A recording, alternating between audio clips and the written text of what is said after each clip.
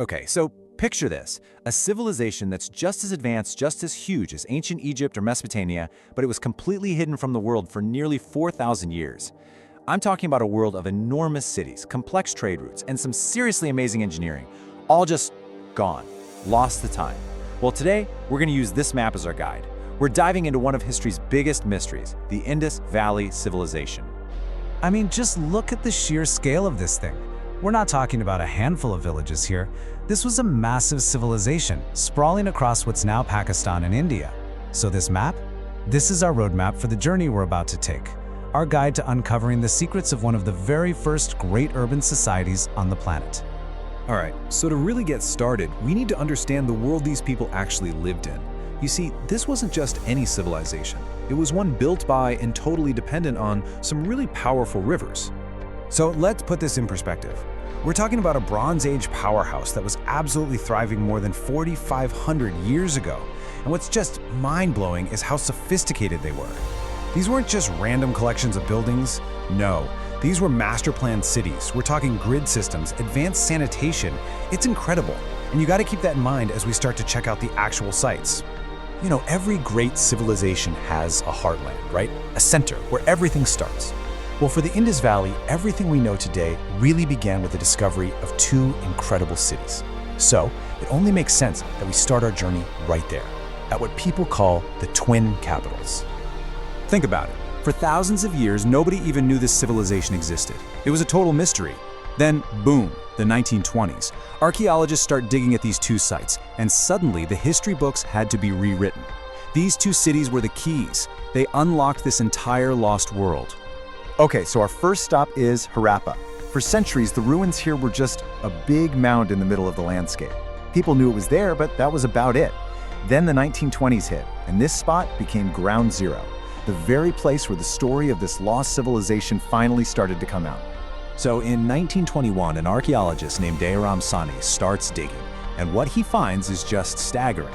I mean, it's not just some old pottery. He's uncovering huge granaries, which tells you they had a food surplus in central planning, plus organized housing for workers and just incredible craftsmanship.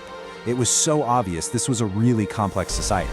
In fact, this site was so important, the whole civilization is often just called the Harappan civilization. This was it, the very first piece of the puzzle. But here's the thing, Harappa wasn't a one-off. Not long after, another incredible discovery was made way further south.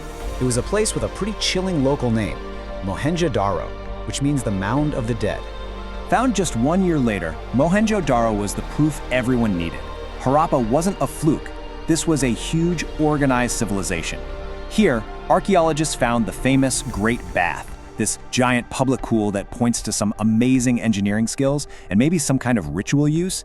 And on top of that, they found tons of artifacts that all screamed highly complex society. Okay, but the story doesn't stop in what is now Pakistan. As archaeologists started following the clues, they realized the civilization's footprint was way bigger than they thought. It stretched deep into modern-day India, and that just blew the map of this lost world wide open. And this is where the map really starts to get crowded, you know? The discoveries of all these sites in India prove that the twin capitals weren't just isolated cities. They were part of a much, much larger interconnected web of towns and settlements.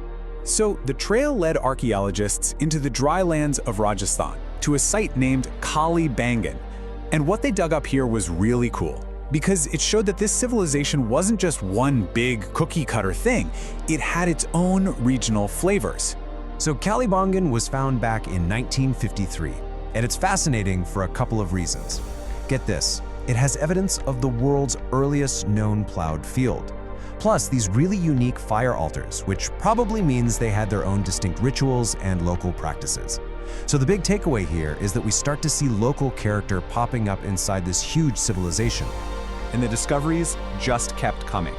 The next big one, a bit further north in Harayana, was going to completely reshape our understanding of the Indus Valley scale. Again, we're talking about the site of Rakhigarhi. Now this is a big one. First spotted in 1963, the work that's still going on at Rakhigarhi suggests it might actually be the largest Indus Valley site ever found. Yeah, even bigger than Mohenjo-daro. We're looking at a huge metropolitan area that was a major hub for hundreds of years. All right, so these people weren't just amazing farmers and city planners, they were also master sailors and traders. And to really see that side of them, we've got to travel south, down to the coast of Gujarat. This was their gateway to the entire ancient world.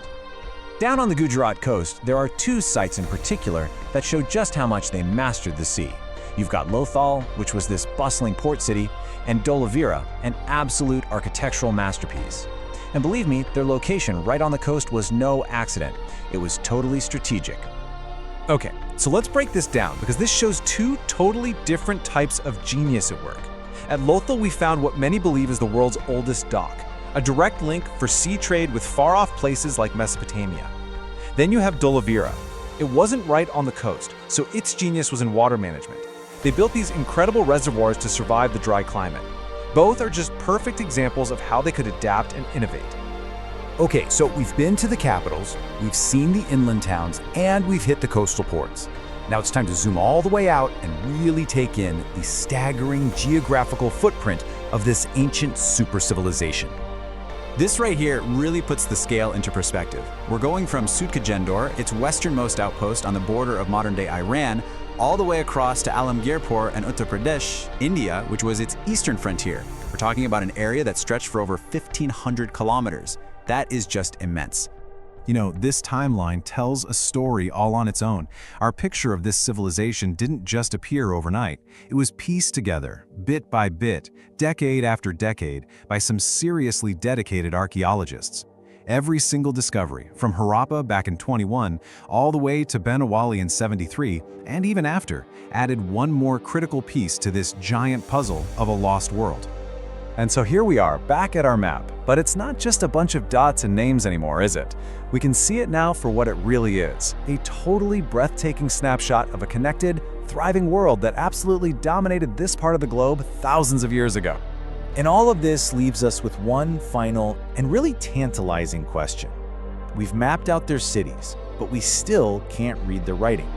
We've walked through their structures, but we have no idea why they vanished. So what other secrets are still out there, just waiting for us beneath the sand, buried in these incredible ancient cities?